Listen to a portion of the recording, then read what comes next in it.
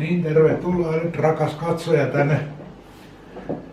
Tää oli tällainen, nyt ne uudet kuulokkeet, tuliko ne vanhat meni rikki. Niin sitten, niin kuin tuossa aloituskuvassa näittekin, niin se on pakkaus aika tällainen arkinen oli näihin. Siis enkään hirveän hienoja.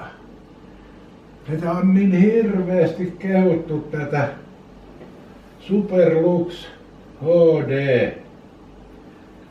Niin näitä kuulokkeita on kehuttu kovasti netissä. Ja sitten Jimssikin myi näitä 30 euron ihme. Et sillä ne, niinku, että pitäisi olla se hyvä se äänentoisto ja mukavuus. Ja se on just näillä kuulokkeilla, että on niinku äänentoisto ja mukavuus kohdallaan. Ne on tärkeimmät kriteerit, mitä kuulokkeille on.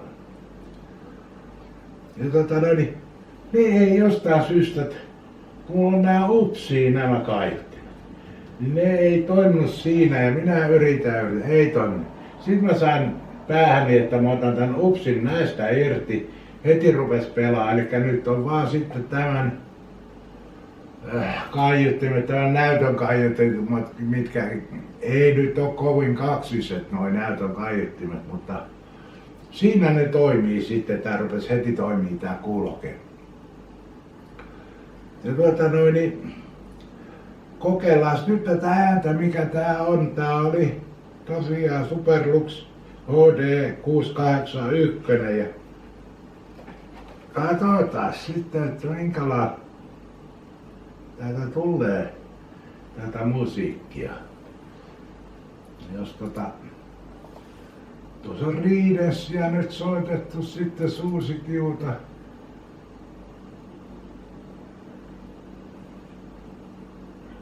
On hyvä, on hyvä. Kyllä on tyytyväinen.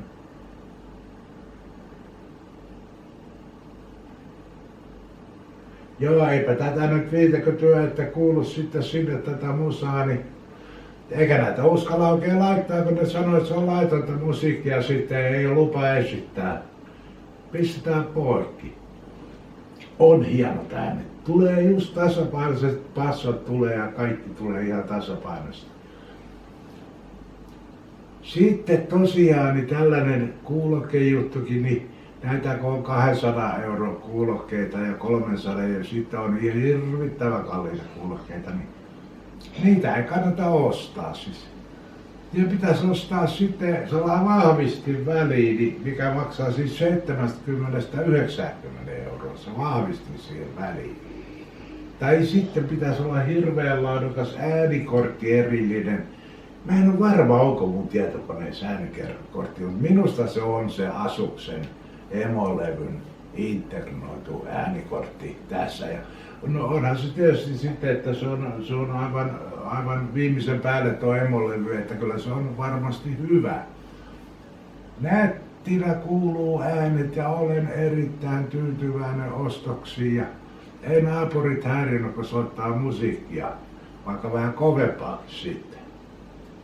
Nää lähtee sitten nämä kaiuttimet lähtee autoon läppärin käyttöön siellä, että no mä aina kotona käytän kuulokkeita, niin ihan turhaan tossa seisoo siellä. Nämä on hyvät Logitechin nämä kuulokkeet, nämä kovaääniset tarkoitin.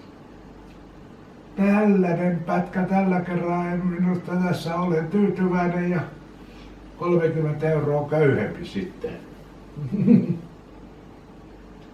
Pistetään kiinni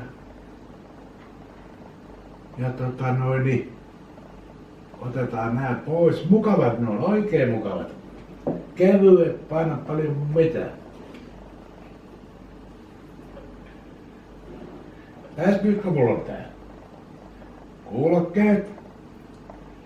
Ja sitten pelikuulokkeessa on se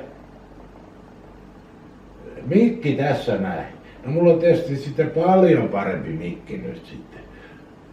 Ja nämä kuulokkeetkin on aivan loistavat, vaikka ne on halvat, mutta kun näissä ei ole langattomuutta eikä ole pelikuulokkeet, mikrofoneja, niin ne on niinkin huokeet 30. Ja nyt mulla on sit kuulokkeet ja mikki, täydellinen juttu riimaukseen, vai miten ne sanoo, mitä ne tarkoittaa. Se on kyllä niin herkkä tämä näin. Verta pois. Nyt se tietysti toimii tuo kameran oma mikrofoni, mutta sitten jos halutaan lisätä selostus joku videoon, niin sitten voi käyttää tätä näin. Kiitos tästä pätkästä, ettei tuli liian pitkä ja pitkästyttävä, niin pistetään poikki. Seuraavaa kertaa sitten. Noin ikkästi.